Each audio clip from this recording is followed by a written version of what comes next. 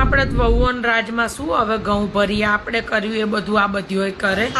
આપણા તો આશીર્વાદ લે નહીં પણ લુચ્ચીઓ આશીર્વાદનો લોટ લઈ આવે.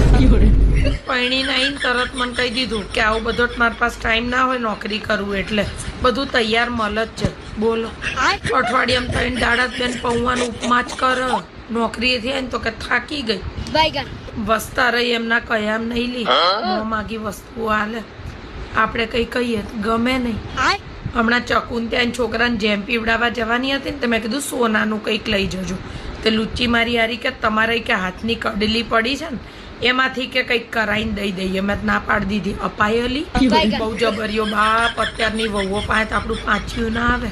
આપણે જેટલું કર્યું ને એનો અડધો ટકો નથી કરતી લુચ્ચીઓ તોય પાછી ટંગડી ઊંચી જ રાખે. ધણી બાયડી ઘેલા થઈ ગયા ને આપણા ધણી થયા આપણા ક્યારેય નહીં લી ઘરના